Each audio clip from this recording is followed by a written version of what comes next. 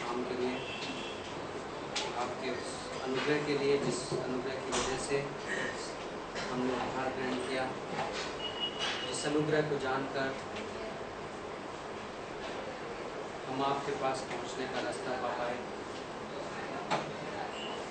उस अनुग्रह की वजह से स्वर्ग में हमारे लिए स्थान सुरक्षित किया गया है। वो अनुग्रह वो जगह है जहाँ पर हम खड़े हुए हैं, वो अनुग्रह वो जगह है जो हमें मजबूत बनाता है, वो अनुग्रह है जो हमारी अगुवाई करता है, वो अनुग्रह है जो हम जब गिरते हैं तो हमें उठाकर खड़ा करता है, वो अनुग्रह है जो हमें एक ज़िंदगी में बुलाहट देता है, वो अनुग्रह है जो हमें आपके वचन के नज़दीक लाता है। प्रभु, आज हमारी प्रार्थना है कि आप हमारे दिलों को तैयार करो और आपके वचन में से जो चीज़ें हम खोल कर देख रहे हैं, प्रभु आप हमें अभिषेक दो कि हम चीज़ों को समझ पाएँ। इस क्लास में कॉन्सेंट्रेशन रहे, अनॉइंटिंग रहे, स्वर्ग से प्रकाशन रहे, आपके वचन के ऊपर रोशनी हो, प्रत्येक स्टूडेंट को का मन और कान तैयार करो कि हम सुनने वाले बन सकें, हम आपके वचन के सामने नम्र होना सीख सकें, हम आपके वचन को समझ सकें, हम आपके वचन पर चल सकें। प्रभु यीशु मसीह के नाम से मांगते हैं, ओके। तो पिछली क्लास में से कुछ थॉट्स, और हम यहोशू की किताब पढ़ रहे हैं पुराने नियम में से, और यहोशू की किताब में पहले अध्याय में हमने देखा, यहोशू की किताब की तुलना की हमने कहाँ से, इफिसियों की किताब से नए नियम में, और यहोशू की किताब में प्रभु के लोग कनान देश में, वादे के देश में प्रवेश करेंगे, और यहोशू की किताब में प्रभु के लोग आत्मिक संग्राम से गुजरेंगे। कुछ खास बातें जो यहोशू की किताब में हमने देखी कि परमेश्वर, कितने लोगों को याद है कि परमेश्वर वादा देता है और कहता है कि मैंने तुम्हें वह स्थान दे दिया है, राइट? इसका क्या मतलब है? गारंटेड। परमेश्वर की नज़र में वो वादा देते वक्त ही पूरा हो गया, राइट? वादा पूरा हो चुका है। और विश्वासी हमेशा विजय, लड़ाई लड़ने से पहले विजय के स्थान में है, राइट? तो कमज़ोर से कमज़ोर विश्वासी और मजबूत से मजबूत विश्वासी विजय के स्थान से अपनी लड़ाई लड़ता है, राइट? वो सिद्धांत था। दूसरी बात ये थी, हमने ये क्वेश्चन किया कि कैसा इंसान होता है जिसको प्रभु इस्तेमाल करता है, राइट? यहोशू एक अद्भुत इंसान था जिसको परमेश्वर ने इस्तेमाल किया। तो दो क्वालिफिकेशन हम देख सकते हैं, कई सारी क्वालिफिकेशंस है लेकिन दो क्वालिफिकेशंस पे हम ध्यान दे सकते हैं। पहली चीज़, परमेश्वर ने यहोशू को कमज़ोर किया। पहले अध्याय में जो हम सीन देखते हैं उसमें यहोशू कमज़ोर प्रतीत हो रहा है। परमेश्वर अपने दास के अंदर जो उसका स्वभाव है, जो उसका दैहिक स्वभाव है, जो फ्लैश है, उसको कमज़ोर करता है और डिस्क्वालीफाई करता है, राइट? परमेश्वर, दूसरी चीज़ थी जो यहोशू को परमेश्वर ने काफ़ी एनकरेज किया, और वो सब्जेक्ट था 8वीं पंक्ति में, और वो था कि प्रभु का दास जो इस्तेमाल किया जाता है वो प्रभु की किताब में चलने वाला आदमी होता है, man of the book, okay? Man of the book. तो हम प्रभु के द्वारा इस्तेमाल किए जाना चाहते हैं तो दो इम्पॉर्टेंट क्वालिफिकेशन है कि हम हमारे फ्लैश में कमज़ोर बने, और दूसरी चीज़ हम परमेश्वर के वचन में मजबूत बने, राइट? ये दो क्वालिफिकेशंस।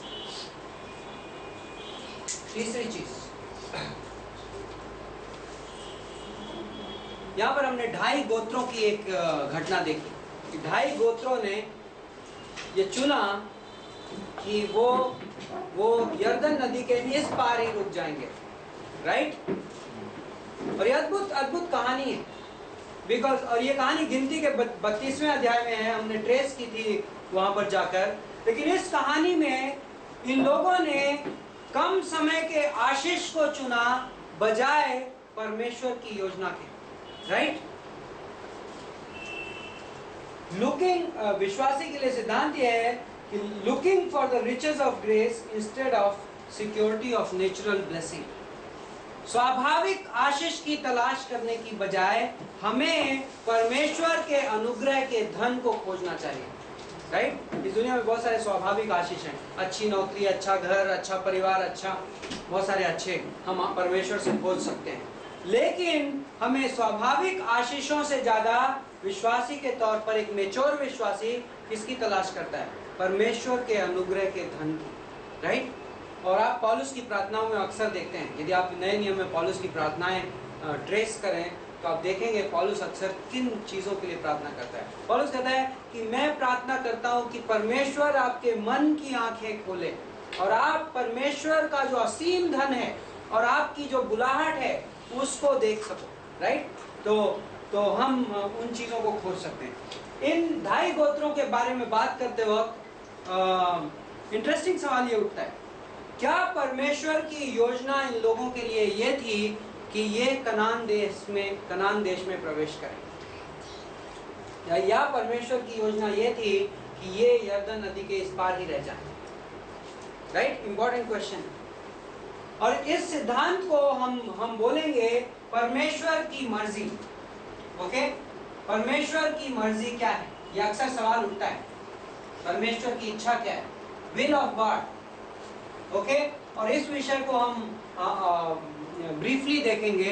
परमेश्वर की मर्जी के विषय के बारे में हम जब बात करते हैं तो टिपिकली हम 3 तरीके की परमेश्वर की मर्जी की बात करते हैं, और ये समझना जरूरी है। एक है परफेक्ट विल ऑफ गॉड, परमेश्वर की संपूर्ण मर्जी। यह आपको मिलेगी रोमियो के 12वें अध्याय की पहली और दूसरी पंक्ति में। ओके, दूसरी है परमेश्वर की परमिसिव विल। परमिसिव विल को यदि मैं हिंदी में अनुवाद करूं तो मैं कहूंगा अनुमति की मर्जी। और तीसरी है सॉवरेन विल ऑफ गॉड, परमेश्वर की सर्वोच्चता की मर्जी। हर विश्वासी की जिंदगी में परमेश्वर की एक संपूर्ण मर्जी है, परफेक्ट विल।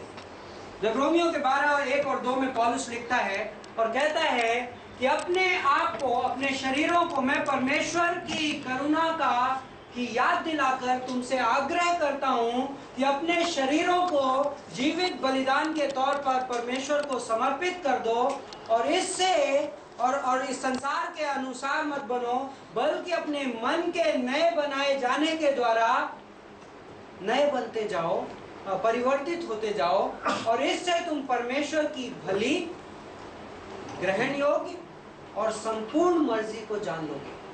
राइट, तो एक मर्जी है, जब विश्वासी परमेश्वर को समर्पित जिंदगी जीता है तो विश्वासी परमेश्वर, और वहां पर लिखता है अपने अनुभव से जान लोगे। मतलब परमेश्वर की मर्जी हम बाइबल में पढ़ते हैं और हमें पता है कि परमेश्वर की मर्जी ये है, बाइबल में लिखी हुई है, लेकिन परमेश्वर की मर्जी को हम अपनी जिंदगी में अनुभव कर सकते हैं, और वो परमेश्वर की परफेक्ट विल, संपूर्ण मर्जी। तो यदि परमेश्वर का बस चलता तो मेरी जिंदगी में क्या हो रहा होता, वो परमेश्वर की संपूर्ण मर्जी है। लेकिन क्या विश्वासी हमेशा परमेश्वर की परफेक्ट विल में जीता है? नहीं। हमारी जिंदगी में टाइम आते हैं जब हम परमेश्वर की परफेक्ट विल चूज करने की बजाय हम परमेश्वर की परमिसिव विल चूज करते हैं। परमिसिव विल का मतलब क्या है? अनुमति दी है परमेश्वर, मैं जिद कर रहा हूं क्योंकि परमेश्वर हमारी विल का, फ्री विल का उल्लंघन नहीं करता। इंसान को फ्री विल किसने दी? फ्री विल को हम बोलते हैं इच्छा शक्ति। परमेश्वर को इच्छा शक्ति किसने, इंसान को इच्छा शक्ति किसने दी? परमेश्वर ने दी। कहां पर दी? बाइबल में उत्पत्ति के 2 अध्याय में, जब परमेश्वर ने आदम और हवा को कहा, एक्चुअली आदम को कहा कि इस बगीचे के सारे पेड़ों के फल तुम खा सकते हो, लेकिन भलाई और बुराई के ज्ञान के वृक्ष का फल तुम मत खाना, और यदि तुम खाओगे तो अवश्य मर जाओगे।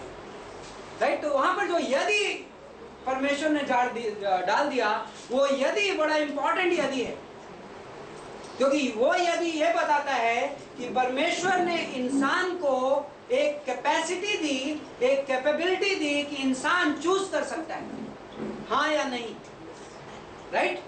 और उस दिन से इंसान रोबोट नहीं रह गया, मशीन नहीं रह गया। उस दिन से इंसान एक जीवित प्राणी है और इंसान को परमेश्वर ने एक अद्भुत मौका दिया है चुनने का। और परमेश्वर कभी भी इंसान की इच्छा शक्ति का उल्लंघन नहीं करता, राइट। तो इसलिए लूका के 15वें अध्याय में बेटा पिता के पास आता है और कहता है पिता मुझे दे दे, और पिता को पता है कि ये बेटे के लिए खराब है, लेकिन पिता उसे दे देता है।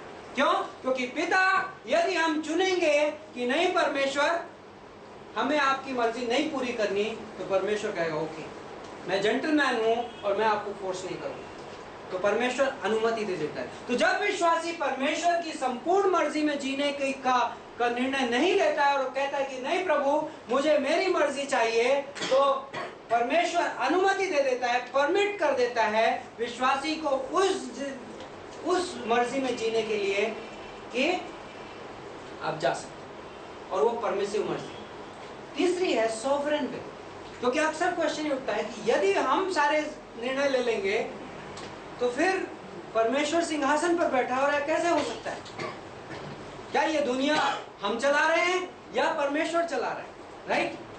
तो वहां पर परमेश्वर की सोवरेन विल आती है, परमेश्वर की सर्वोच्चता की मर्जी। और सर्वोच्चता की मर्जी कुछ इस तरीके से, परमेश्वर सिंहासन पर बैठा है और परमेश्वर इस दुनिया का सर्वोच्च है और उससे ऊपर कोई नहीं, और इस दुनिया में कोई भी चीज उसकी सर्वोच्च मर्जी के खिलाफ नहीं जा सकती।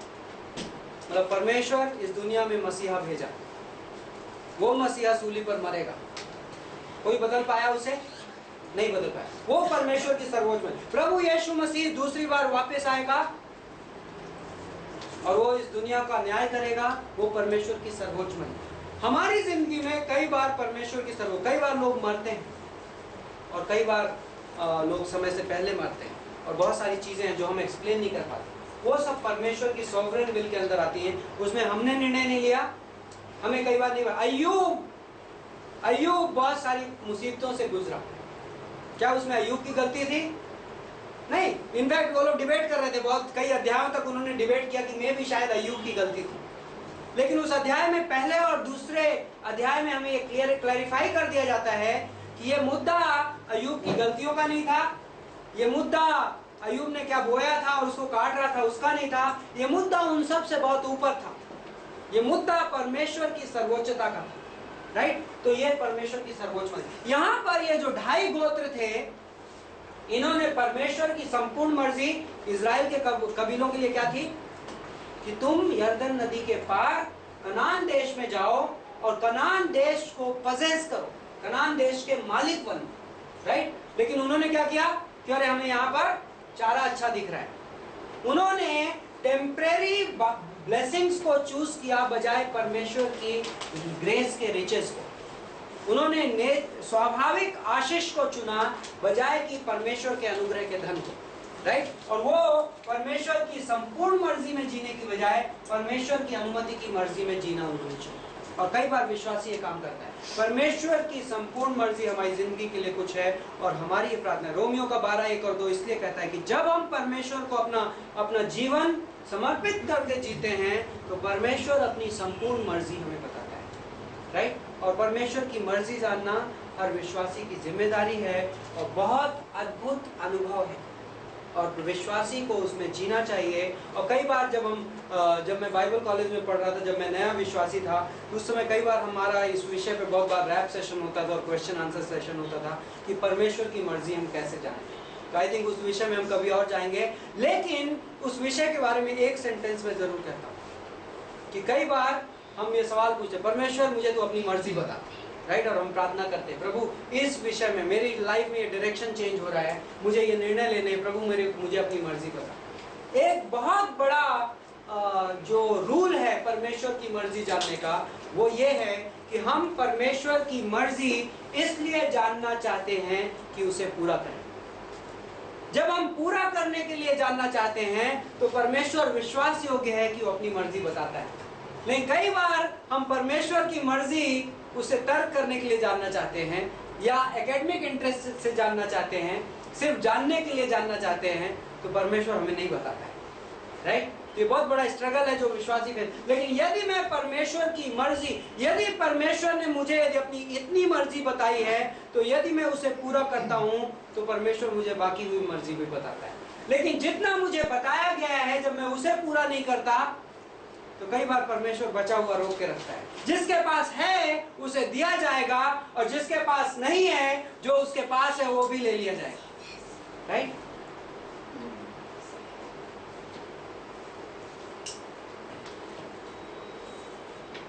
तो यहोशू ने इन 2.5 गोत्रों को पहले अध्याय में यह आज्ञा दी, जैसे मूसा ने आज्ञा दी थी, कि अभी तुम लोगों को इधर पे मिल जाएगा, जो तुम लोगों को इनाम है, जो जमीन है यरदन नदी के इस पार, जॉर्डन, यरदन जब मैं बोल रहा हूँ जॉर्डन नदी, यरदन नदी के इस पार की जमीन तुम्हें मिल जाएगी। लेकिन तुम्हें एक काम करना पड़ेगा, और वो क्या था?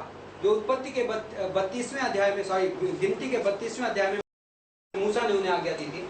उन्होंने कहा कि ओके, आपके बीवी बच्चे यहाँ छोड़ दिए जाएंगे, जो जमीन आपको मिल गई है, लेकिन आपके जो जितने योद्धा लोग हैं, जितने वीर पुरुष लोग हैं, वो इजराइल की सेना के आगे आगे फ्रंट लाइन में आगे जाएंगे, और जितनी लड़ाई लड़नी है सब लड़ाई में इजराइल के साथ होंगे।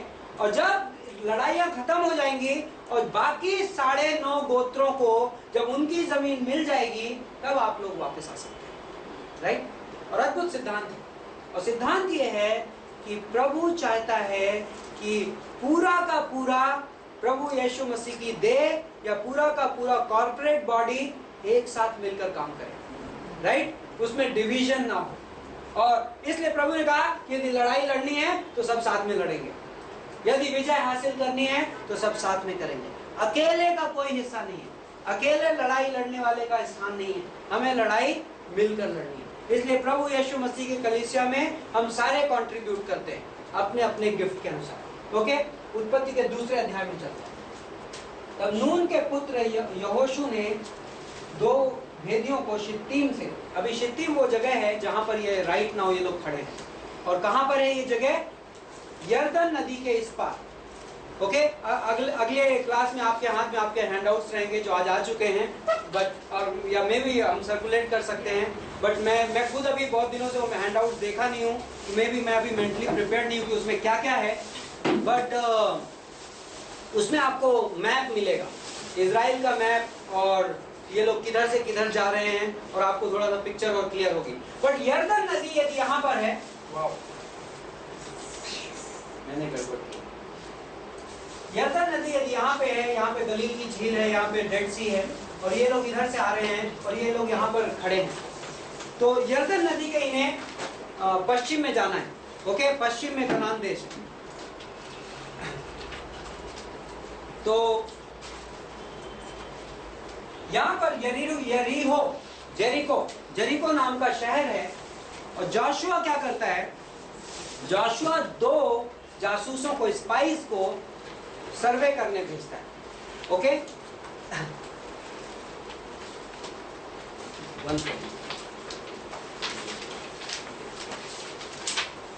Okay, very good. आपके हैंडआउट में बहुत कुछ चीज़ें हैं। एक्चुअली हैंडआउट मैंने एज इट इज़ इंग्लिश में कॉपी कर दिया, और मे भी हम इस सब्जेक्ट से 2 मिनट का ब्रेक ले रहे हैं जस्ट टू सारे स्टूडेंट्स को ये हैंडआउट से इंट्रोड्यूस करने को।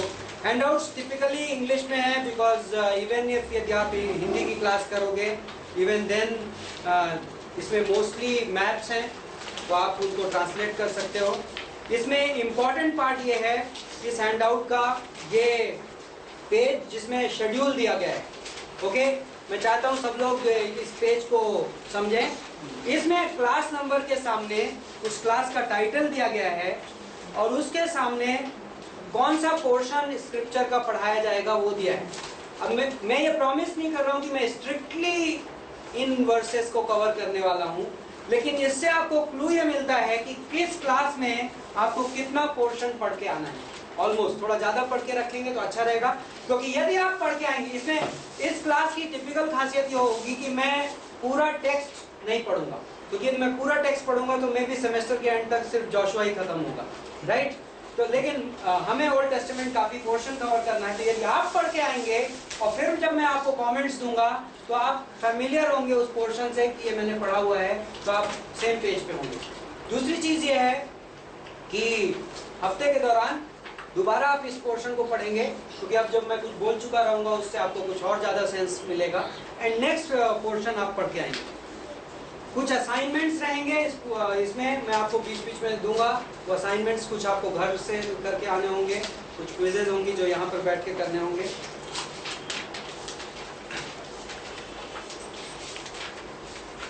इसमें ओके, ये मैप आप देखेंगे। इस मैप में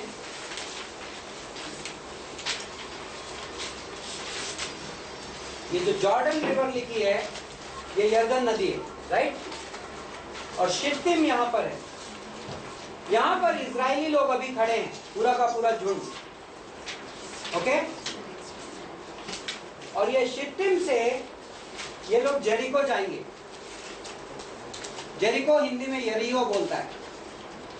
मे भी ये आपका सेकंड मैप है, पहला मैप छोड़ दीजिए, उसके बाद जो सेकंड मैप है वो है, ओके।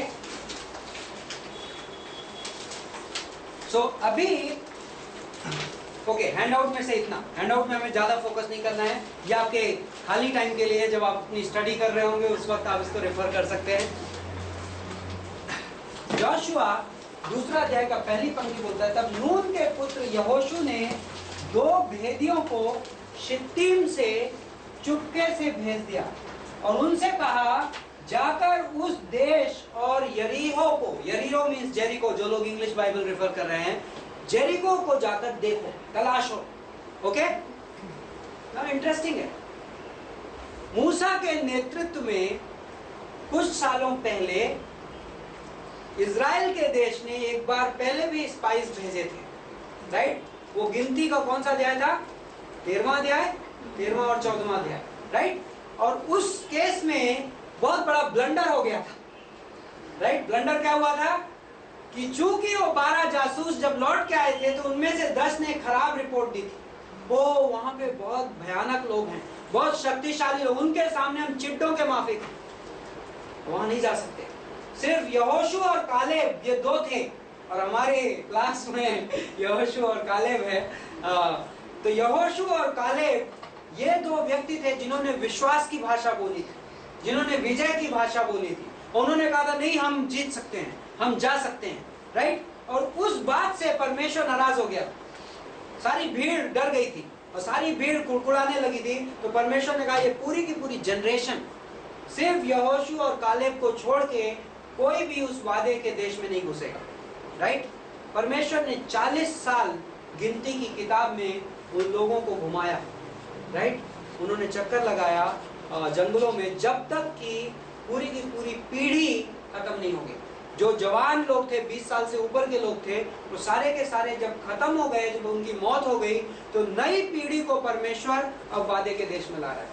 बहुत बड़ा ब्लंडर था। क्वेश्चन ये था, उसमें प्रॉब्लम क्या थी? उस घटना में प्रॉब्लम यह थी कि पूरी की पूरी जनता ने परमेश्वर के वादों पर विश्वास नहीं किया, राइट। परमेश्वर ने वादे दिए थे कि मैं तुम्हें उस देश में ले जाऊंगा, मैं तुम्हें वहां पर शांति दूंगा, मैं वहां पर तुम्हें विश्राम दूंगा, मैं तुम्हें दूध और मधु से भरी हुई जगह दूंगा, मैं तुम्हें विजय दूंगा। लेकिन उन्होंने कहा, उन्होंने नजर से देखा, उन्होंने विश्वास से नहीं देखा, उन्होंने नजर से देखा और वो डर गए। परमेश्वर ने कहा नहीं, परमेश्वर के वादों को कैसे ग्रहण किया जाता है? विश्वास के द्वारा। विश्वास से परमेश्वर कैसे खुश होता है? विश्वास के द्वारा। इब्रानियों का 11वां अध्याय उस चीज की गवाही है, ओके। लेकिन यहाँ पर वही यहोशू जो एक भेदिया था, एक स्पाई था, अब वो लीडर है और वो 2 स्पाइस भेज रहा है। बड़ा इंपॉर्टेंट लेसन है। मे बी यहोशू ये याद कर रहा है कि उस इंसिडेंट में 12 में से 2 ही सही रिपोर्ट लेके आए थे, राइट। और एक और वर्ड है इसमें, चुपके से भेजा। लास्ट टाइम जब स्पाइस भेजे गए थे तो पब्लिकली भेजे गए थे, लेकिन इस बार यहोशू चुपके से भेजा। सो मूसा के स्पाइस भेजने में और यहोशू के स्पाइस भेजने में क्या फर्क है? फर्क यह है कि यहोशू स्ट्रेटेजिकली इन स्पाइस को भेज रहा है। यहोशू कुछ जानना चाहता है जरूर, और यहोशू क्या जानना चाहता है हम इस अध्याय में देखेंगे। लेकिन पहली बात यह है कि यहोशू स्पाइस को यह जानने के लिए नहीं भेज रहा है कि वाकई में क्या परमेश्वर हमें उद्देश दे रहा है, या क्या वाकई में उद्देश्य बड़ा अच्छा है ना।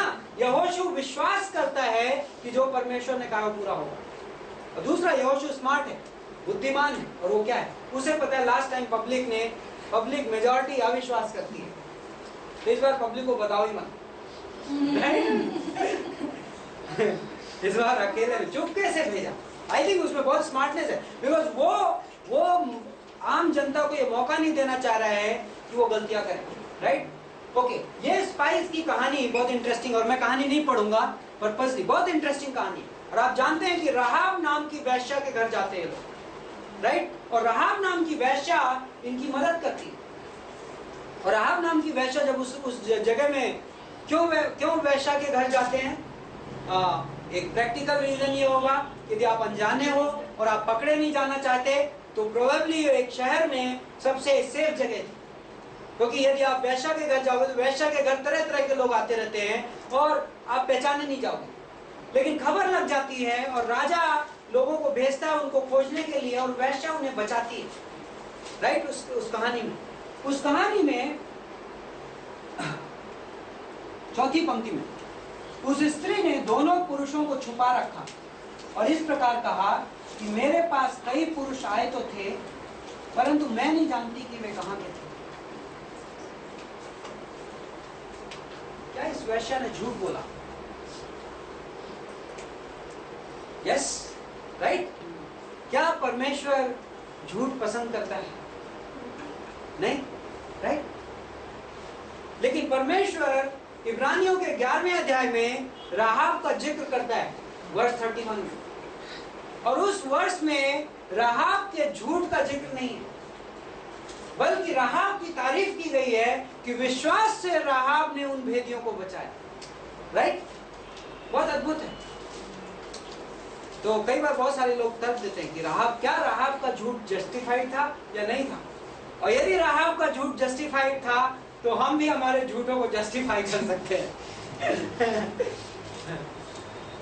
सिर्फ एक सिचुएशन है जब झूठ जस्टिफाइड होता है, पता है क्या? जब आप शैतान से झूठ बोलते हैं। आप शैतान से झूठ बोल सकते हैं। क्यों? क्योंकि शैतान खुद धोखेबाज है, राइट। शैतान हमेशा धोखे का काम लेता है, और शैतान से यदि आप झूठ बोल रहे हो तो कोई प्रॉब्लम नहीं, राइट। और यही सिद्धांत है आई थिंक। बाकी स्कॉलर्स ये बिलीव करते हैं कि यदि मुद्दा लड़ाई का हो या मुद्दा वॉरफेयर का होता है तो वॉरफेयर में झूठ अलाउड रहता है, right.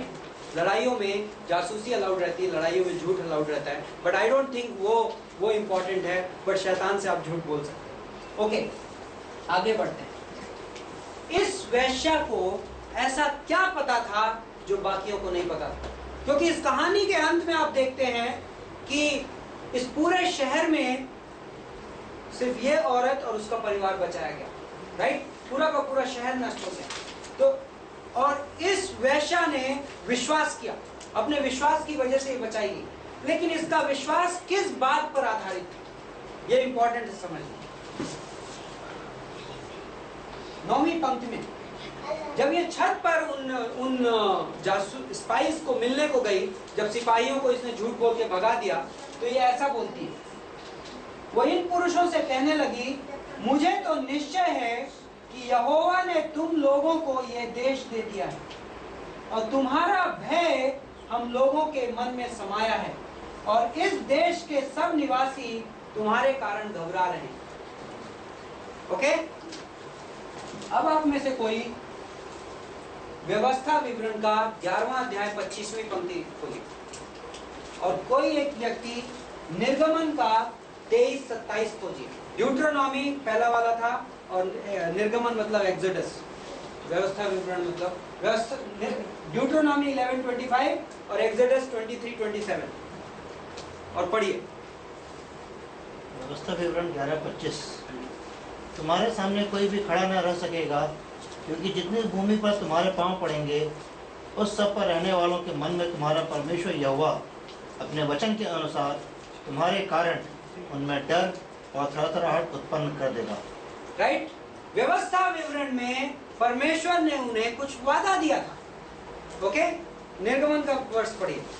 For mine angels shall go before thee, and bring thee in unto the Amorites, the Hittites, the Perizzites, and the Canaanites, the Hivites, and the Jebusites, and I will cut them off. Is that 23:27? Oh, sorry, 23:23. Sorry. I will send my fear before thee, and will destroy all the people to whom thou shalt come, and I will make all thine enemies turn their backs unto thee. I will send my fear before thee. मैं तुमसे आगे आगे किसको भेजूंगा? कौन जाएगा तुम्हारे आगे आगे? डर जाएगा, लोग डरेंगे, मतलब तुम पहुंचोगे उससे पहले लोग तुमसे डर रहे होंगे। तो देखिए सीक्रेट ये है, जोशुआ ने 2 स्पाइस जमीन देखने नहीं भेजी, ठीक है? जोशुआ ने 2 स्पाइस वो नगर की दीवार देखने नहीं भेजी। जोशुआ को पता था ये सब तो जाने वाला है, इसकी मुझे चिंता नहीं। मैं तो ये देखना चाहता हूं कि परमेश्वर का वचन यदि ये कहता है तो वो क्या चल रहा है वहां पे, राइट? तो स्पाइस किस लिए गए थे? स्पाइस को जो इंफॉर्मेशन चाहिए थी वो ये रेहाब उन्हें दे रही थी। क्या? इस जगह के सब लोग डरे हुए हैं। स्पाइस को इतना ही चाहिए था, ओके हमारा काम हो गया। क्यों? क्योंकि वचन कहता है कि हमारा डर आगे आगे जाएगा, लोग पहले से डरेंगे, और इसने कंफर्म कर दिया। दूसरी चीज इंटरेस्टिंग पार्ट ये, राहाब को क्यों, क्या पता, कैसे पता कि इन लोगों को यही इंफॉर्मेशन चाहिए? मैं जानती हूँ, वो कन्फेस करती है, मैं जानती हूँ तुम्हारा परमेश्वर यहोवा ही परमेश्वर है, और वो ये कहती है कि तुम लोगों की वजह से इस शहर के सब लोग डरे हुए हैं। वाह! मतलब परमेश्वर का वचन somehow इस वैश्या तक यरीहो नगर में पहुंच चुका था। अद्भुत सिद्धांत ये है, पावर ऑफ द गॉस्पेल। सुसमाचार की शक्ति बहुत अद्भुत है। सुसमाचार उन जगहों तक भी पहुंचता है जहां हम समझ भी नहीं सकते, और इस शहर में परमेश्वर के बारे में जो खबर है somehow इस औरत तक पहुंची थी, और उस सुसमाचार की शक्ति की वजह से ये औरत फाइनली बचाएगी, राइट? और लास्ट में आप स्टोरी में देखते हैं कि इनको अपनी दीवार का यदि आपको कॉन्टेक्स्ट ना समझ में आए तो इसका मकान दीवार पे था। उस जमाने में जो शहरों की दीवारें होती थी डबल वॉल्ड होती थी, 2 दीवारों की एक्चुअली सुरक्षा की दृष्टि से 2 दीवारों से घिरे होते थे बहुत सारे शहर, और जो गरीब लोग होते थे टिपिकली, इवन नॉर्मल लोग भी 2 दीवारों के बीच में अपनी दीवारें जोड़ लेते थे, तो उससे बड़ा आराम से घर बन जाता था।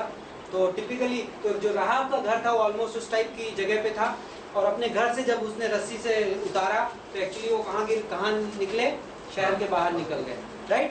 तो एक इंटरेस्टिंग बात बोलते हैं लोग,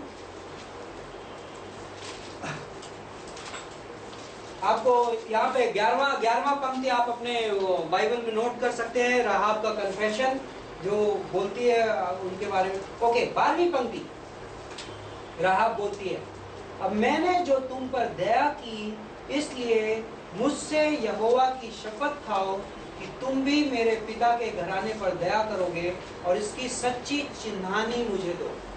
यहाँ पर जो दया शब्द है वो हिब्रू लैंग्वेज में बहुत इंटरेस्टिंग शब्द है, और आप उसको अपनी बाइबल में कभी ट्रेस करना चाहेंगे। हिब्रू लैंग्वेज में ये शब्द है हेसेद, और पुराने नियम में इस शब्द का बहुत बार प्रयोग किया गया है, और बहुत सारे लोग जो पुराने नियम को सही कॉन्टेक्स्ट में नहीं समझते हैं, और वो लोग ये सोचते हैं कि पुराना नियम सिर्फ व्यवस्था के बारे में है और नियम के बारे में है, उन लोगों के लिए रेवलेशन रहेगा। जो हेसेद शब्द है पुराने नियम में 250 से ज्यादा बार इस्तेमाल किया गया है, और इस हेसेद शब्द का मतलब है, जो कि बाइबल में कई बार करुणा, कई बार दया ट्रांसलेटेड है, और इस शब्द का मतलब है वैसा प्रेम, वाचा का प्रेम, कवनेंट लव, वादे का प्रेम। और वो प्रेम कैसा होता है कि मैं तुमसे प्रेम इसलिए करता हूं क्योंकि मैंने तुमसे वादा किया है। परमेश्वर हमसे प्रेम इसलिए नहीं करता कि हम अच्छे हैं, क्योंकि यदि हमारी अच्छाई की वजह से वो किसी से प्रेम करने वाला होता तो हम में से सब रिजेक्टेड। परमेश्वर हमसे प्रेम इसलिए करता है कि उसने अपने पुत्र से वादा किया कि ये जो लहू तुमने बहाया है उस लहू के द्वारा यदि कोई तुम पर विश्वास करेगा तो मैं उसके साथ प्रेम करूंगा और मैं उसके साथ एक संबंध रखूंगा और मैं उस पर दया करूंगा और मैं उस पर अनुग्रह करूंगा। नए नियम में हम इस प्रेम को समझते हैं और हम सोचते हैं somehow, मैं नहीं सोचता लेकिन कई बार बाइबल पढ़ते हुए कई लोग सोचने लगते हैं कि somehow पुराने नियम में वो प्रेम दिखाई नहीं पड़ता, लेकिन ऐसा नहीं है। ये हेसेद जो शब्द है उस बात की गवाही है। और ये राहाब, रेवलेशन ये है कि इस पेगन शहर में रहने वाली राहाब जो देखने में एक खराब पेशे में थी, लेकिन उसको इस प्रेम के बारे में पता था। और जब वो प्रभु के लोगों से डील कर रही है तो वो उन्हीं की भाषा में डील कर रही है और बोलती मुझे हैसियत चाहिए तुमसे। हाँ, तुम्हें हैसियत मिला है, तुम्हें वो वाचा का प्रेम मिला है परमेश्वर से, अब मुझे तुमसे वो प्रेम चाहिए। और बोलती है, सुनिए उसके सेंटेंस सुनिए, उस सेंटेंस में बहुत कुछ रेवलेशन है। वो बोलती है कि ओके अब तुम मेरे साथ वाचा बांधो, राइट, तुम मेरे साथ शपथ खाओ। शपथ क्या होता है? वादा, वाचा, प्रतिज्ञा। तुम मेरे साथ प्रतिज्ञा करो कि तुम अब मेरे परिवार को बचाओगे, राइट। और दूसरी चीज बोलती है मुझे चिन्हानी दो। चिन्हानी मतलब निशानी, सिंबल कुछ दो। शादियां करते हैं हम तो अंगूठियां एक्सचेंज करते हैं, क्या है ये? चिन्हानी है, राइट, सिंबल है। ये सिंबल क्या बोलता है? मैरिड हूं और हम दोनों ने एक दूसरे से प्रेम किया है और ये चिन्ह मुझे बार बार याद दिलाता है कि हम प्रेम करते हैं, मैं शादीशुदा हूं, राइट। सेम वे रेहाब कह रही है कि अब तुम मुझ पर दया करो और उस दया की तुम मुझे एक सिंबल दो, राइट, ओके। मतलब ये औरत पेगन जगह पे रहते हुए इसके पास रेवलेशन था परमेश्वर के प्रेम के बारे में। और इसी हैसियत के बारे में परमेश्वर कई बार पुराने नियम में कहता है कि मैंने तुम्हें इस तरीके से, मैं करुणा करने वाला परमेश्वर हूँ। वहां पर हैसियत है और आप ट्रेस कर सकते हैं और बाद में कभी हम इस शब्द को और गहराई से ट्रेस करेंगे, ओके। वाचा का प्रेम का एक और मतलब ये कहा जा सकता है कि वो प्रेम जो अपनी जगह से हिलता नहीं, स्टेडफास्ट लव, ओके। तो इन लोग, ये पुरुष लोग इसको एक चिन्ह देते हैं। वो चिन्ह क्या था? Scarlett thread, right. 18वीं पंक्ति में गॉड सुन, जब हम लोग इस देश में आएंगे, 18वीं पंक्ति में, तब जिस खिड़की से तूने हमको उतारा है उसमें यही लाल रंग के सूत की डोरी बांध देना और अपने माता पिता भाइयों वरना अपने पिता के सारे घराने को इसी घर में अपने पास इकट्ठा रखना। तब जो कोई तेरे घर के दरवाजे से बाहर निकले उसके खून का दोष उसी के सिर पड़ेगा और हम निर्दोष ठहरेंगे।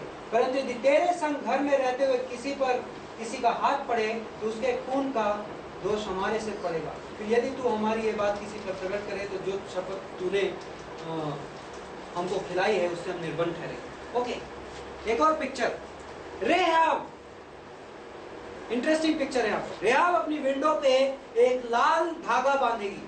मे भी ये धागा नहीं था, मे भी मोटी सी रस्सी थी और मे भी दो वर्ड जो यूज किया है वो धागा है, लेकिन लाल धागा विंडो पे बना रहेगा। और जब इजराइल के लोग आएंगे, जब इस शहर को नष्ट कर रहे होंगे और जब इस शहर में से एक एक को मार के खत्म कर रहे होंगे, उस वक्त इस विंडो पे लाल धागा बना देखेंगे और इस घर को छोड़ के आगे निकल जाएंगे, राइट। इस तस्वीर से आपको कुछ याद आता है पुराने नियम के इतिहास में से? निर्गमन का 12वां अध्याय, फसह का पर्व, पासओवर, क्या हुआ था? यहाँ पर लहू दरवाजे पर लगा रहेगा और जिस घर में लहू लगा रहेगा वो घर यहोवा का दूध छोड़ देगा, अदरवाइज बाकी सभी घरों में उस रात मौत आएगी, पहलौठा मारा जाएगा, राइट। किस चीज की तस्वीर? प्रभु यीशु मसीह के आने वाले लहू की तस्वीर थी, और लहू का लगाया जाना किस चीज की तस्वीर थी? विश्वास की तस्वीर। लहू मेमने ने बहाया और हमने लहू विश्वास के द्वारा अपनाया, राइट? तो सिर्फ लहू का बहाया जाना काफी नहीं है उद्धार के लिए। लहू बहाए जाने के बाद नए नियम में अनुग्रह की वजह से विश्वास के द्वारा हमारा उद्धार हुआ है। हाँ, परमेश्वर का लहू इंपॉर्टेंट है, लेकिन जब तक कोई विश्वास ना करे तो वो लहू उसके ऊपर लगाया नहीं जाता। तो राइट, तो यहाँ पर इस अध्याय में जो टेस्टिमनी है रेहाब की, वो क्या है? उसने विश्वास किया, उसने परमेश्वर पर विश्वास किया। और इसलिए नए नियम में उसका 2 बार जिक्र है, याकूब की किताब की 2 अध्याय की 25वीं पंक्ति में और इब्रानियों का किताब 11वां अध्याय की 31वीं पंक्ति में, और दोनों बार परमेश्वर ने उसके विश्वास की तारीफ की। Right, okay. अब हम तीसरे अध्याय में चलते हैं।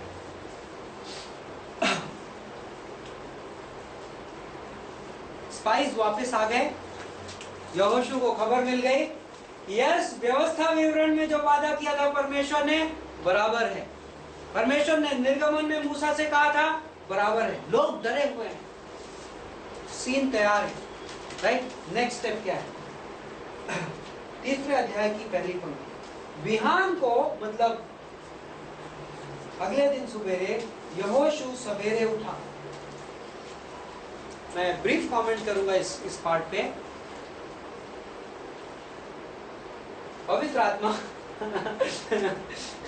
किसी को कंडेम नहीं करूंगा, क्योंकि मैं कई बार ये स्ट्रगल होता है सवेरे उठना, लेकिन अद्भुत बात यह है कि पवित्र आत्मा ने बड़े प्यार से इस सेंटेंस को इस बाइबल में लिख दिया, क्योंकि पवित्र आत्मा यहोशू की लाइफ में कुछ ऑब्जर्व कर रहा था और पवित्र आत्मा को बहुत पसंद आया। उसने कहा यहोशू सवेरे सवेरे उठा। राइट, और ये बहुत अद्भुत होता है प्रभु के दास के लिए और प्रभु के लोगों के लिए कि जब हम सवेरे उठते हैं। राइट, और ये कोई कानून नहीं है, आप अपनी पढ़ाई रात को भी कर सकते हैं, लेकिन ये बहुत अद्भुत होता है कि हम सवेरे अपना दिन प्रभु के साथ समय बिता के शुरू करते हैं, क्योंकि उसमें बहुत बुद्धिमत्ता होती है। हम प्रभु की आवाज़ सुनते हैं, प्रभु को अपनी आवाज़ सुनाते हैं, प्रभु के वचन में मनन करते हैं, और ये बहुत अद्भुत अनुशासन है। और यदि आप प्रभु के दास बनेंगे, यदि आप कहीं पर कुछ भी प्रभु की अगुवाई में कर रहे होंगे, ये आपके लिए बहुत इम्पोर्टेंट है। स्ट्रगल करना पड़ेगा। फ्लैश सवेरे सोना चाहता है। मैं आज क्लास में, कल का शाम बिजी थी और आज क्लास पढ़ानी थी, और मेरा अलार्म 4 बजे बजा, और 4 बजे के बाद मैं वापस सोया। फिर 4:30 बजे मेरी बीवी ने धक्का दे दिया बिस्तर से, पढ़ना है जाके पढ़ाई करो। फिर मैं दूसरे बिस्तर में जाके थोड़ी देर सो गया। 5 बजे नहीं, अब पढ़ना पड़ेगा। राइट, तो स्ट्रगल होता है, लेकिन ये स्ट्रगल इम्पॉर्टेंट है। तो हमारे जो original Maryland Bible college and seminary के जो फाउंडर थे डॉक्टर स्टीवेंस, मैं उनको कई बार कोट करूंगा इस बाइबल कॉलेज के दौरान, और वो अद्भुत प्रभु के दास थे। उन्होंने अपनी 40 साल की सेवकाई में 250-300 से ज़्यादा पास्टर्स और indirectly may be more than that pastors उनकी सेवकाई से तैयार हुए। वो जब वो बाइबल कॉलेज पढ़ाते थे, लंबी भीड़ बैठती थी, उसमें करीब 25-25 साल के एक्सपीरियंस पास्टर्स भी बैठते थे। लेकिन उन्होंने अपनी सेवकाई शुरू की थी। जब वो सेव हुए थे तो ब्रेड डिलीवरी ट्रक चलाते थे, और उन्होंने उद्धार ग्रहण किया था। उन्हें बाइबल इतनी पसंद आ गई कि वो जहाँ मौका लगता था, रात में ऐसी एवरेज बैकग्राउंड था तो कहीं स्ट्रीट लाइट्स वगैरह में बैठ के बाइबल पढ़ते थे, किताबें पढ़ते थे। लेकिन उन्होंने बहुत साल पहले, जब वो अपनी बातें, अपनी लाइफ कोट करते थे, तो हमेशा ये कहते थे कि बहुत साल पहले मैंने ये डिसीजन लिया कि मैं परमेश्वर के वचन को अपनी ज़िंदगी में बहुत अहमियत दूंगा। और वो 25-30 साल सेवकाई करने के बाद जब वो बाइबल कॉलेज पढ़ाते थे, तो अभी भी हम उनके वीडियोस देखते हैं तो ये कोट करते हैं, बोले हर सवेरे, हफ्ते में 6 दिन, हर सवेरे 3 बजे उठ के बोलते रहे, मैं ब्रश करता हूँ, कॉफ़ी बनाता हूँ, कॉफ़ी पीता हूँ, नहा धो के शर्ट पैंट पहन के कुर्सी टेबल में बैठ के पढ़ता हूँ, जिससे नींद ना आए। और वो कमिटमेंट से आप प्रभु की सेवकाई करते हैं। और हम किसी को बांधते नहीं, और हम किसी को, मतलब वो बहुत हाई एग्जाम्पल है फॉलो करने के लिए, लेकिन बहुत अद्भुत है जब प्रभु का दास सवेरे उठता है और प्रभु के साथ समय बिताता है, अपनी बाइबल में समय बिताता है, वो अद्भुत तैयारी है। ओके, तो परमेश्वर को बहुत पसंद आया कि उसने लिखा कि यहोशू सुबेरे सुबेरे उठा। ओके, और सब इजराइलियों को साथ लेकर शित्तीम आपके मैप में जो जगह है जो यरदन नदी के इस पार है, शित्तीम से कूच कर यरदन के किनारे आया और वे पार उतरने के पहले वहीं टिक गए। ओके, यरदन नदी के किनारे लोग टिक गए। ये सीन में आपको एक वर्ड्स देखनी है, 15वीं पंक्ति में, इसलिए वहां पर ब्रैकेट में एक चीज लिखी हुई है।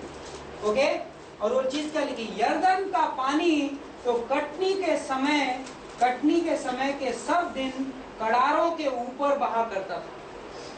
इसका मतलब ये है कि ये ईयर का वो सीजन था जब यरदन नदी पूरे जोर में रहती थी, बाढ़ के टाइम में। वाओ, अद्भुत परमेश्वर। यदि आपको अपने लोगों से यरदन नदी पार करानी है तो क्या बाढ़ का टाइम बेस्ट टाइम है?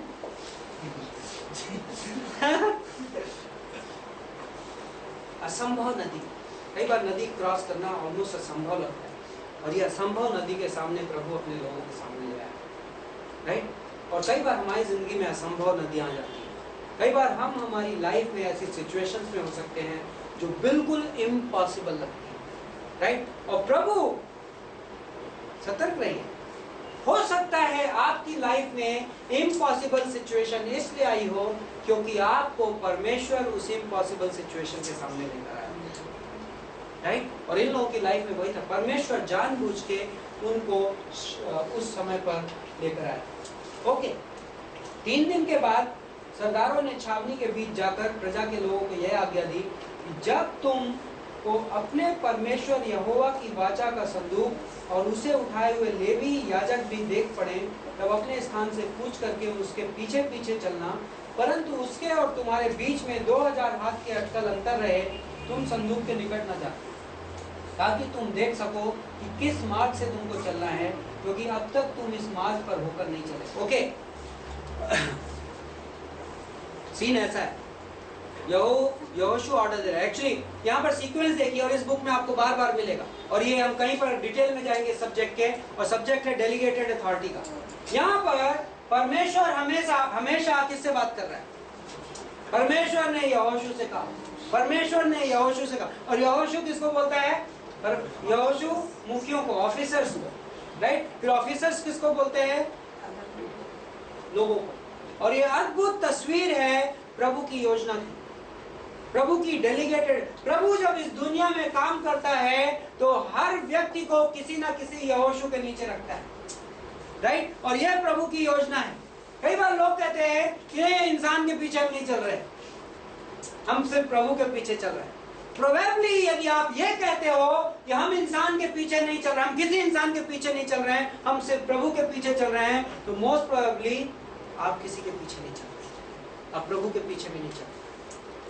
क्योंकि प्रभु की योजना में मूसा होता है तब यहोशू होता है, प्रभु की योजना में एलीशा के लिए एलिया होता है, प्रभु की योजना में तिमोथी के लिए पौलुस होता है। और प्रभु की देह में अद्भुत सिद्धांत, हम डेलीगेटेड अथॉरिटी के बारे में कहीं ना कहीं बहुत सिद्धांत बातें करेंगे, लेकिन इस वक्त एक अद्भुत सीन है। यहाँ पर इम्पॉसिबल रिवर है, असंभवता की नदी, और यहाँ पर प्रभु के लोग हैं, और परमेश्वर कहता है तुम्हें उसके पार जाना है। वाह, पहला प्रिंसिपल। परमेश्वर ये नहीं चाहता कि जब हम असंभवता की नदी देखें तो हम डायरेक्शन बदल दें, राइट?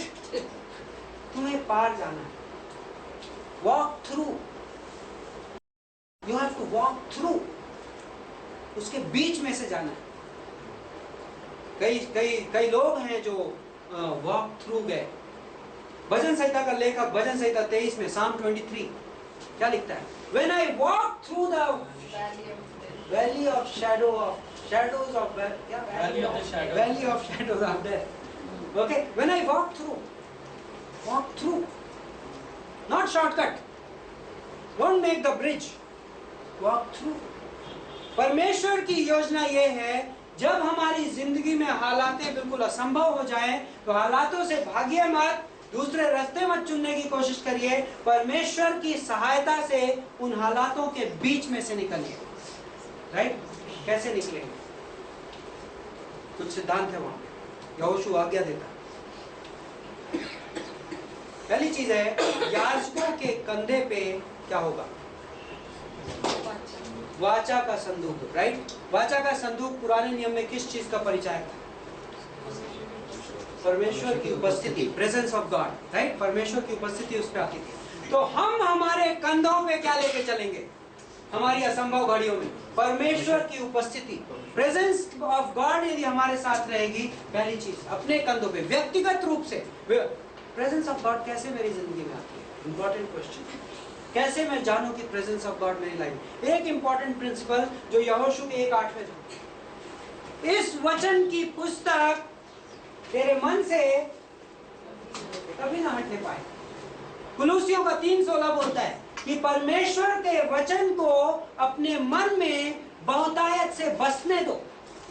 मतलब परमेश्वर का वचन मेरा जो शरीर है और मेरा मन है, वो परमेश्वर के वचन के लिए होटल का रूम नहीं है,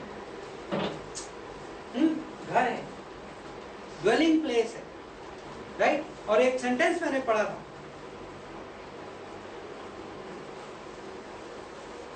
मेरे नोट्स में, being saturated with the word of God assures us of the presence of God. परमेश्वर के वचन से भरे रहना मुझे इस बात का दावा करता है कि मैं परमेश्वर की उपस्थिति में हूँ। बहुत अद्भुत सिद्धांत है, बहुत कम बिलीवर इस सिद्धांत को समझते हैं। यदि मैं परमेश्वर के वचन से भरा हुआ हूँ तो मैं परमेश्वर की उपस्थिति में हूँ। बहुत अद्भुत है।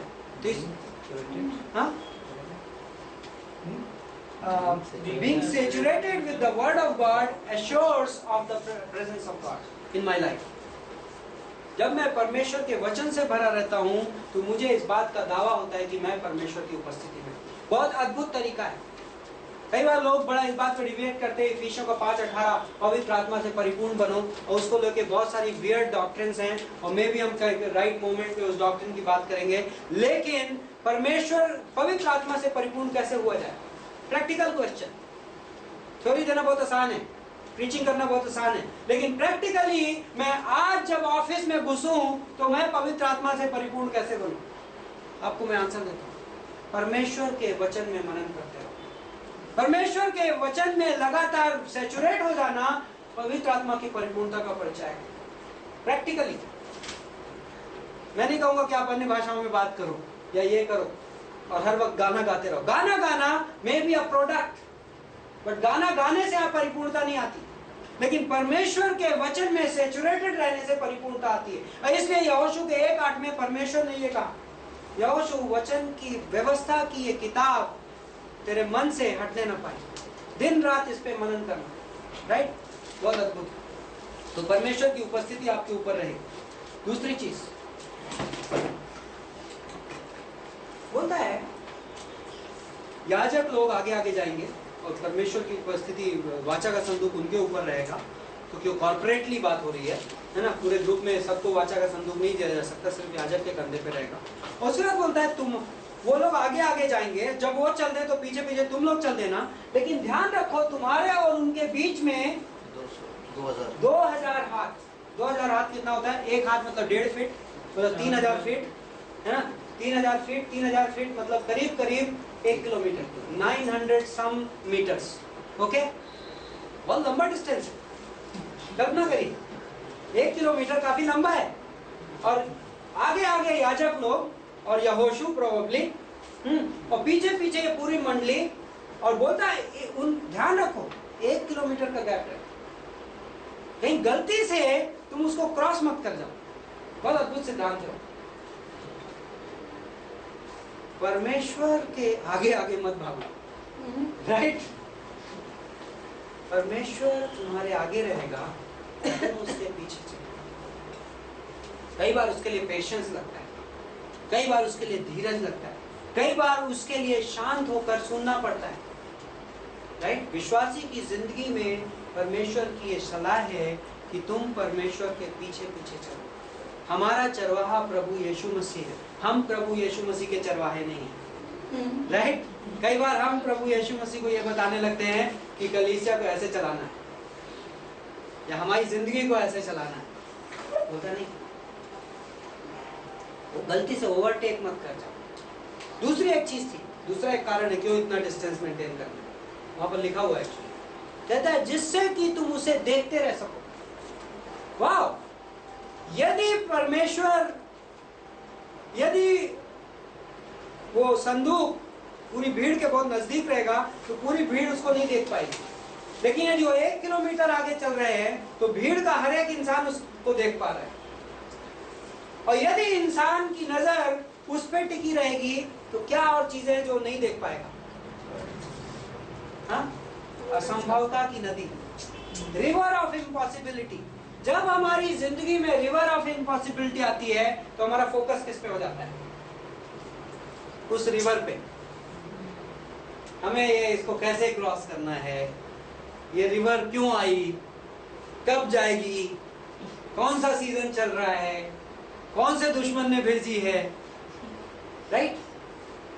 लेकिन सलाह क्या है? तुम्हारी नजर किस पे रहे? परमेश्वर पर। इब्रानियों का 12:1-2। हम अपनी जिंदगी की दौड़ कैसे दौड़ते हैं? अपने उद्धार के रचयिता, looking unto the author and finisher of our faith, right? नजर किस पे होनी चाहिए? इस दुनिया की रेस हम कैसे दौड़ेंगे? यीशु पे नजर टिका, राइट? परमेश्वर पर नजर टिका। जब जिंदगी में रिवर ऑफ इम्पॉसिबिलिटी आएगी तो हमें हमारी नजर किस पे रखनी है? परमेश्वर पर। परमेश्वर हमारा अगुवा है, वो हमारी अगुवाई करेगा। यदि हम उसके पीछे चलते रहेंगे तो हम उस रिवर के बीच में से निकलेंगे और उस पास पहुंचेंगे, राइट? ओके। उसके बाद 6वीं पंक्ति में वो लोगों को आज्ञा दी गई, याजकों को, कि आगे आगे चलो। तब ओके, 8वीं पंक्ति इंग्लिश बाइबल में से कोई पढ़े, 8th verse. Thou shalt command the priests that bear the ark of the covenant, saying, when ye are come to the brink of the water of Jordan, ye shall stand still in Jordan. Okay, third principle. यरदन पे आके क्या करना है? जब scene देखिए, पूरी यरदन नदी बाढ़ में है, पानी बिल्कुल ऐसा लग रहा है कि डुबो देगा, और याजकों को आके क्या करना है? शांत खड़े हो जाना है, स्टैंड स्टिल। सिर्फ खड़े होना भी नहीं कहा है कि come and stand in the river, stand still, शांत होकर खड़े हो जाओ। आई थिंक निर्गमन के 14वें में जब ये लोग लाल समुद्र क्रॉस कर रहे थे तब परमेश्वर ने वही आज्ञा दी थी, राइट? कि शांत हो जाओ, शांत होकर खड़े हो जाओ और फिर मेरी विजय देखो, परमेश्वर ने कहा। भजन संहिता 46:10 कहता है कि शांत हो जाओ और जान लो कि मैं परमेश्वर हूं, राइट? जब इलिया अपनी जिंदगी में पहला राजा की 19वां में जब वो डर के मारे भाग रहा था और जब लग रहा था कि उसका दुश्मन उस पर बहुत प्रबल हो गया है और उसकी जिंदगी में असंभवता की नदी है, प्रभु मुझे मार ले, प्रभु ने कहा पहले तो शांत हो जाओ, राइट? पहले इसको सुला दो और उसके बाद क्या करो? आ जाओ ऊपर पहाड़ पे, और पहाड़ पे क्या करेंगे? तुम मुझे तूफान में खोजोगे, तुम मुझे आग में खोजोगे, तुम मुझे भूकंप में खोजोगे, लेकिन मैं तुम्हें कहां पे मिलूंगा? शांत, धीमी धीमी सी आवाज, स्टिल स्मॉल वॉइस, क्योंकि वहां पर तुम्हारे लिए विजय है, राइट? और ये अद्भुत है, ये अद्भुत सिद्धांत है कि जब हम हमारी जिंदगी में असंभवता की रिवर में आते हैं तो हमें परमेश्वर की उपस्थिति अपने व्यक्तिगत रूप से अपने ऊपर कैरी करनी है, और उसके बाद हमें विश्वास से उस रिवर के पार जाना है, हमें रास्ते नहीं बदलने हैं। और तीसरी चीज, परमेश्वर की शांति में अपनी विजय को ग्रहण करना है, परमेश्वर के विश्राम में प्रवेश करना। हमें कुछ करके नहीं जीतते, हम विश्वासी जीवन करके नहीं जीता जाता, विश्वासी जीवन परमेश्वर का प्रेम ग्रहण करके जीता जाता है, राइट? ओके, इस कहानी में अद्भुत आप सीन देखते हैं। ओके, एक और इम्पोर्टेंट वर्स,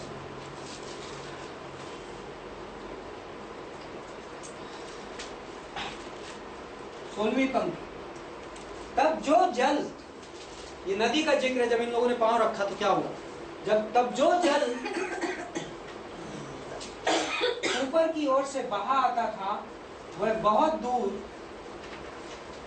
अर्थात आदम नगर के पास जो सातान के निकट है रुक कर एक ढेर हो गया और दीवार सा उठा रहा, और जो जल अराबा का ताल जो खारा ताल भी कहलाता था उसकी ओर बहा जाता था वह पूरी रीति से सूख गया और प्रजा के लोग यरीहो के सामने पार उतर गए। बड़ी इंटरेस्टिंग इसमें सिद्धांत था और प्रैक्टिकली बड़ा इंटरेस्टिंग वाक्या है। आराम नाम का शहर जो बहुत दूर है, राइट, मे भी कुछ किलोमीटर दूर है, मे भी कुछ लोग कहते हैं 10 मील दूर था। तो बोलता है जब इन्होंने पांव रखा 10 मील दूर वहां से पानी कट हो गया, लेकिन 10 मील पानी को चलने में टाइम लगता है, राइट।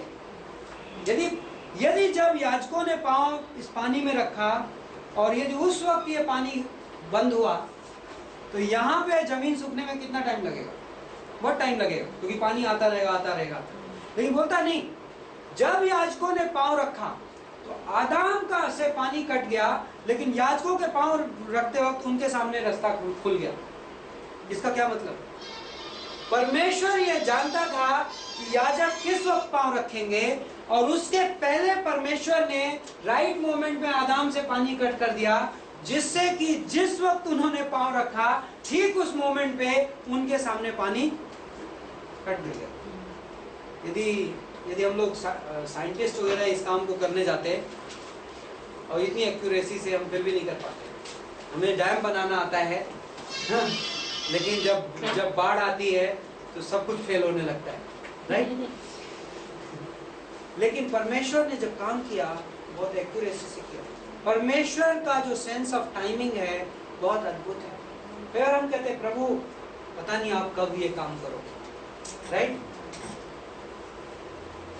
यूहन्ना के 11वें अध्याय में लाजर की बहनों ने ये कहा, प्रभु यदि तू समय से आ जाता तो मेरा भाई मरता नहीं, राइट। लेकिन प्रभु हमेशा समय पे होता है, राइट। प्रभु का टाइमिंग से अच्छा किसी का टाइमिंग नहीं है। Okay okay finally